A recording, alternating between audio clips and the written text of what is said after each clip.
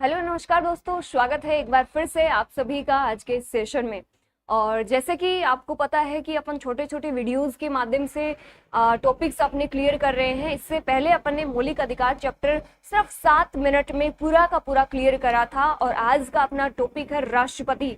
यदि आपने ये वीडियो नहीं देखा तो आपको पता ही नहीं चलेगा कि किस प्रकार से आप किसी टॉपिक को बिल्कुल ही कम समय में याद कर सकते हैं। तो चलिए बिना टाइम वेस्ट करे अपन स्टार्ट करते हैं आज के सेशन को।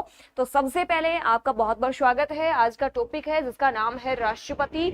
और राष्ट्रपति की बात करूं, पॉलिटी है तो इसमें सबसे पहले अपन भाग पूछे जाते हैं कि राष्ट्रपति का उल्लेख किस भाग में है। तो पहली चीज, राष्ट्रपति का उल्लेख भाग 5 में है। आर्टिकल यदि पूछे तो 52 से 62 तक राष्ट्रपति पद का उल्लेख है वो किया गया है। अब अपन कंटिन्यू 52 से 62 तक राष्ट्रपति के सभी आर्टिकल जानेंगे। सबसे पहले आर्टिकल 52 में क्या लिखा हुआ है कि भारत में एक राष्ट्रपति होगा। 53 में संघ की समस्त शक्तियां राष्ट्रपति में निहित होंगी, लेकिन वो उन शक्तियों का प्रयोग अपने अधीनस्थों यानी प्रधानमंत्री और मंत्री परिषद के माध्यम से करेगा। आर्टिकल 54 में लिखा हुआ है राष्ट्रपति का निर्वाचक मंडल यानी कि राष्ट्रपति के निर्वाचक मंडल में संसद के दोनों सदनों के निर्वाचित सदस्य और राज्य विधानसभाओं के निर्वाचित सदस्य भाग लेते हैं। याद रखना, विधान परिषदों के सदस्य राष्ट्रपति के चुनाव में भाग नहीं लेते हैं। इसके अलावा एक और बात, 1992 के बाद जिन यूटी में विधानसभाओं की स्थापना की गई है उनके विधायक भी राष्ट्रपति के चुनाव में भाग लेते हैं। अगली चीज बात करूं, आर्टिकल 55 में है राष्ट्रपति की चुनाव प्रणाली जो कि अनुपातिक प्रतिनिधित्व की एकल संक्रमणीय मत प्रणाली होती है, जिसका उपनाम है अल्पसंख्यक प्रणाली या फिर हेर प्रणाली भी इसको बोला जाता है। राष्ट्रपति और उपराष्ट्रपति दोनों के चुनाव में इसी प्रणाली का यूज किया जाता है। अगला आर्टिकल 56 में राष्ट्रपति का कार्यकाल जो कि 5 वर्ष का होता है। कई बार क्वेश्चन आता है कि क्या राष्ट्रपति का कार्यकाल 5 वर्ष से कम हो सकता है। जी हाँ, राष्ट्रपति का कार्यकाल 5 वर्ष से कम 3 कंडीशन में हो सकता है। पहला, यदि राष्ट्रपति की मृत्यु हो जाती है।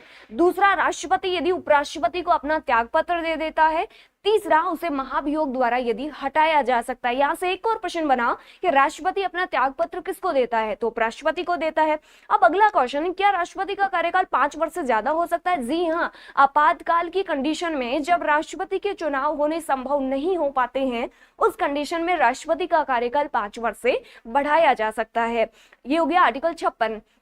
अगला आर्टिकल 57 में है राष्ट्रपति का पुनर्निर्वाचन, यानी कि भारत में एक ही व्यक्ति एक से अधिक बार राष्ट्रपति बन सकता है। और ऐसा एग्जाम्पल आपको देखने को मिलेगा डॉक्टर राजेंद्र प्रसाद का, जो 2 बार राष्ट्रपति बने थे। अगला आर्टिकल 58 जिसमें योग्यताएं हैं। राष्ट्रपति बनने के लिए कौन कौन सी योग्यताएं होनी चाहिए। यदि आप राष्ट्रपति बनना चाहते हो तो क्या आप योग्य हो। पहला, वो भारत का नागरिक होना चाहिए। दूसरा, न्यूनतम आयु 35 वर्ष होनी चाहिए। तीसरा, वह लोकसभा का सदस्य बनने योग्य हो। अगला आपका आर्टिकल 59 में है राष्ट्रपति पद की शर्तें, यानी कि वो किसी लाभ के पद पे नहीं होना चाहिए। याद रखना, जो विश्वविद्यालय के कार्मिक होते हैं उनको लाभकारी पद की श्रेणी में नहीं काउंट किया जाता है। अगला, वो पागल या दिवालिया नहीं होना चाहिए। एक और अच्छी बात आपको बताती हूँ कि राष्ट्रपति का वेतन संसद निर्धारित करती है, जो कि भारत की संचित निधि से प्राप्त होता है। अब बात करूं कि होता कितना है वेतन, तो राष्ट्रपति का वेतन 5 लाख होता है। और पेंशन की बात करूं तो 50% उसको पेंशन मिलती है। लेकिन याद रखना, यदि किसी व्यक्ति को महाभियोग के द्वारा हटाया गया है तो उसको पेंशन नहीं मिलेगी। यदि उसने त्याग पत्र दिया है तो डेफिनेटली उसको पेंशन प्राप्त होगी। तो ये हुई आपकी 59 की बात। अगला आर्टिकल 60 जिसमें है शपथ। राष्ट्रपति को शपथ सर्वोच्च न्यायालय का मुख्य न्यायाधीश दिलाता है और राष्ट्रपति की शपथ का उल्लेख अनुसूची 3 में नहीं किया गया है। अगला आर्टिकल 61 में है राष्ट्रपति पर महाभियोग की प्रक्रिया, यानी कि महाभियोग क्या होता है, राष्ट्रपति को उसके पद से हटाने की एक प्रक्रिया है जो कि अपने संयुक्त राज्य अमेरिका से ग्रहण करी है। यानी कोई राष्ट्रपति अपने पद का यानी कि संविधान का उल्लंघन करता है या फिर भ्रष्टाचार करता है, अर्थात कदाचार की स्थिति में राष्ट्रपति को पद से हटाया जा सकता है।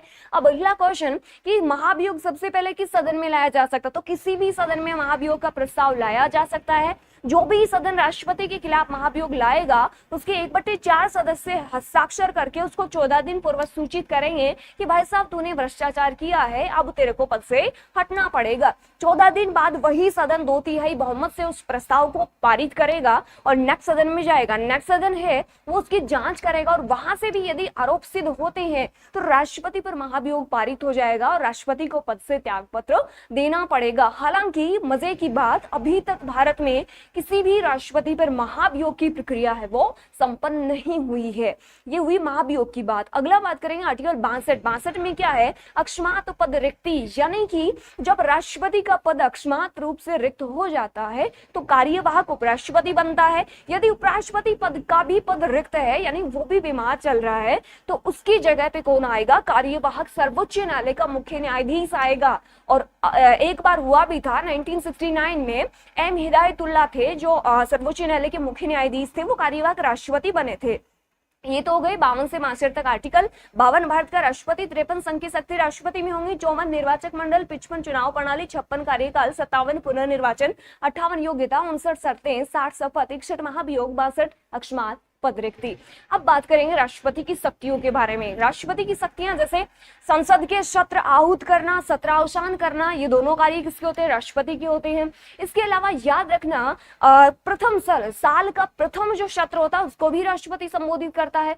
आर्टिकल 108 के तहत राष्ट्रपति संसद के संयुक्त सत्र बुला सकता है। इसके अलावा राष्ट्रपति जैसे सत्र तो होते हैं, साल में 3 होते हैं, तो विशेष सत्र भी राष्ट्रपति बुला सकता है। लेकिन याद रखना संसद के सत्र स्थगित कौन करता है, सभापति या फिर अध्यक्ष करता है। ये काम राष्ट्रपति नहीं करता, सिर्फ बुलाने का और समाप्त करने का काम राष्ट्रपति करता है। इसके अलावा जब संसद के सत्र नहीं चल रहे होते हैं और उस समय यदि किसी कानून की आवश्यकता पड़ती है तो अस्थायी रूप से कानून बना सकता है राष्ट्रपति, जिसे अध्यादेश कहा जाता है, वो आर्टिकल 123 के तहत। ठीक है। अगला, संसद में मनोनयन का अधिकार, यानी राष्ट्रपति के द्वारा पहले संसद में 14 सदस्य मनोनीत किए जाते थे, 2 तो लोकसभा में और 12 राज्यसभा में। लेकिन 104वां संविधान संशोधन हुआ 2019 में, उसके तहत 2 सदस्य जो 2 एंग्लो इंडियन राष्ट्रपति के द्वारा लोकसभा में मनोनीत किए जाते थे, अब राष्ट्रपति उनको मनोनीत नहीं करता। अब राष्ट्रपति सिर्फ 12 सदस्य राज्यसभा में मनोनीत करता है, जो कि कला, विज्ञान या फिर किसी भी क्षेत्र में विशेष अनुभव प्राप्त होते हैं, उनको राष्ट्रपति राज्यसभा में मनोनीत करता है। अगली यदि बात करूं राष्ट्रपति की शक्तियों की ही, तो आर्टिकल 72 के तहत राष्ट्रपति को क्षमादान की भी शक्ति है, यानी राष्ट्रपति जो है वो मृत्यु दंड को माफ करवा सकता है या फिर कठोर सजा को कम भी करवा सकता है। ये शक्ति भी राष्ट्रपति के पास होती है। एक और शक्ति की बात करूं, राष्ट्रपति को सैन्य शक्ति भी है, यानी राष्ट्रपति तीनों सेनाओं का सर्वोच्च कमांडर होता है। हालांकि वो विधि के अधीन रह के हर चीज का यूज करता है। इसके अलावा बाहरी जो संधि समझौते होते हैं किसी देश के, वो भी राष्ट्रपति के नाम से ही होते हैं। तो ये तो हो गई सामान्यकालीन शक्तियां। नेक्स्ट बात करेंगे आपातकालीन शक्तियां। तो राष्ट्रपति को आपातकालीन शक्तियां भी प्राप्त है, 3 प्रकार की जो है, आर्टिकल 352, 356 और 360। 352 के तहत यदि भारत के ऊपर कोई बाह्य आक्रमण हो जाता है या फिर सशस्त्र विद्रोह हो जाता है तो राष्ट्रपति के द्वारा जो इमरजेंसी घोषित की जाती है वो 352 के तहत की जाती है। और ये अभी तक 3 बार लग चुकी है, 1962, 1971 और 1975। अगला बात करूंगी 356 के तहत राज्य आपातकाल लगाता है राष्ट्रपति। जब किसी राज्य का संवैधानिक ढांचा गड़बड़ा जाता है उस कंडीशन में राज्यपाल राष्ट्रपति से सिफारिश करता है और उस समय राष्ट्रपति जो आपातकाल लगाता है वो आर्टिकल 356 के तहत लगाता है, जिसे राज्य आपातकाल कहा जाता है। लास्ट बात करेंगे 360 के तहत लगाया जाने वाला आपातकाल वित्तीय आपातकाल होता है, यानी कि जब भारत में आर्थिक संकट उत्पन्न हो जाता है उस कंडीशन में राष्ट्रपति जो इमरजेंसी लगाता है उसको वित्तीय आपातकाल कहते हैं।